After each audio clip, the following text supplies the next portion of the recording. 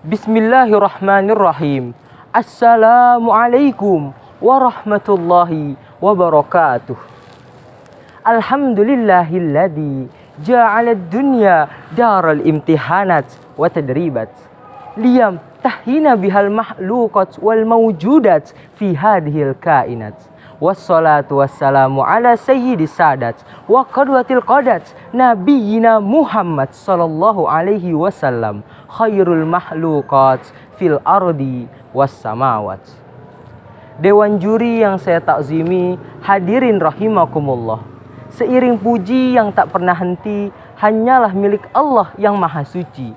Segenap rindu yang tak pernah layu hanyalah milik Allah yang maha tahu. Segenap sanjung tertumpu hanyalah milik Allah yang maha agung.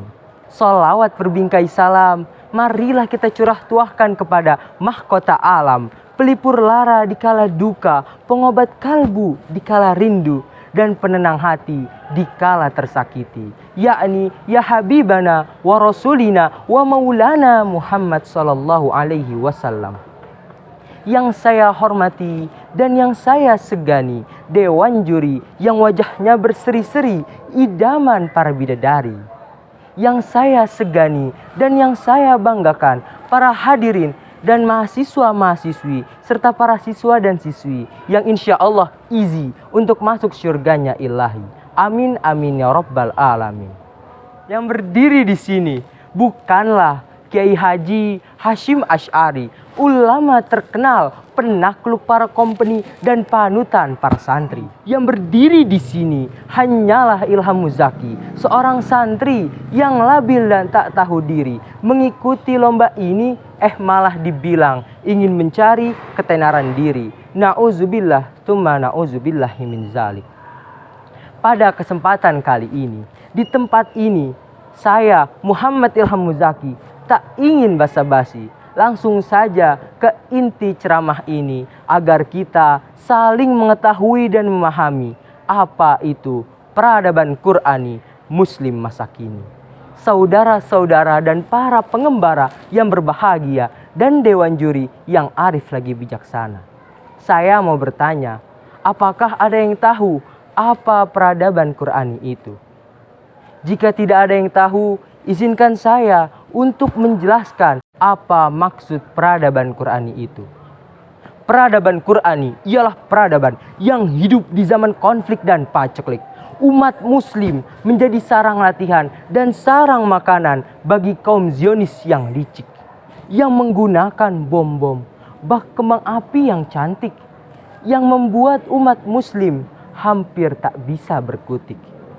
Di zaman itu pula, para pemuda dan pemudi Indonesia sudah diracuni dengan racun yang sangat sederhana, yang dengan racun itu membuat kita menjadi terlena dan terpedaya, yang hanya memikirkan kesenangan dunia dan akhirnya musuh-musuh kita sudah ada di depan mata.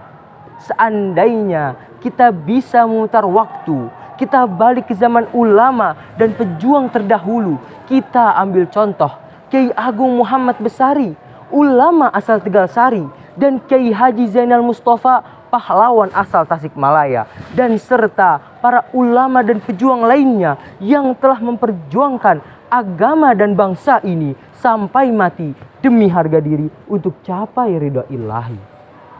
Saudara-saudara dan para pengembara yang berbahagia dan dewan juri yang arif lagi bijaksana. Ironisnya, di zaman yang serba canggih ini, di zaman globalisasi, para pemuda dan pemudi lebih senang foya-foya, lebih suka main di dunia maya, terus-terusan memikirkan opa-opa sampai lupa akan masa depan dan negara yang tadinya kaya raya jadi miskin tak berdaya.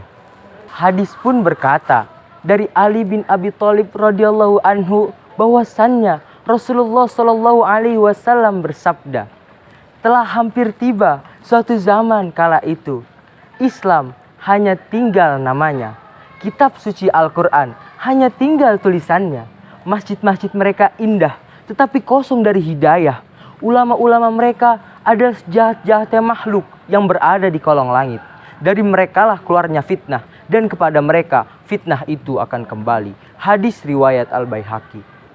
Jika dikaitkan dan memang itu benar terjadi di masa sekarang, maka kaitannya adalah miris, sangatlah miris. Ketika masyarakat Indonesia meringis, membutuhkan para pemuda dan pemudi yang berjiwa Qur'ani, malah bersifat liberalis yang membuat kita berderai air tangis. Na'udzubillah, tsumma na'udzubillahi min zalik. Saudara-saudaraku yang sehat walafiat, para hadirin yang bermartabat dan dewan juri yang terhormat. Tuhanku telah berkata, Dia adalah raja, raja dari segala raja, pemilik dunia dan jagat raya, sang pencipta yang tidak ada tandingannya. Ialah Allah Subhanahu wa Ta'ala telah berfirman dalam kitabnya. Bismillahirrahmanirrahim. Ya ayyuhan nasu qad ja'atkum min rabbikum wa shifaa'un lima fis sudur wa hudan wa rahmatan lil mu'minin. Shadaqallahul azim. Yang artinya, wahai manusia, sungguh telah datang kepadamu pelajaran Al-Quran dari Tuhanmu, penyembuh bagi penyakit yang ada di dalam dada dan petunjuk bagi orang-orang yang beriman. Al-Quran surah Yunus ayat 57. Maka yang dibutuhkan umat muslim saat ini ialah kunci berupa solusi untuk menjayakan dan untuk membangkitkan para pemuda dan pemudi Qur'ani muslim masa kini dengan cara ibadah dan mengaji. Mari kita semua berjanji untuk menjayakan negeri ini dan untuk membangun agama Islam di negeri ini. Mari kita semua berjanji untuk membangun negeri ini dan untuk menjayakan agama Islam di negeri ini.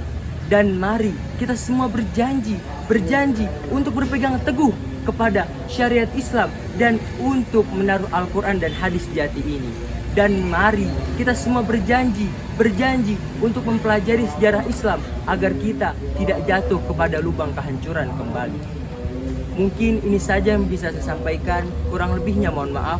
Bila ada kesalahan yang kurang berkenan, tolong dimaafkan. Kura-kura merangkak di atas tanah, merangkak hingga ke belakang rumah. Semoga kultum ini membawa berkah sebagai lentera di alam barzah. Mungkin cukup sekian. Wassalamualaikum warahmatullahi wabarakatuh.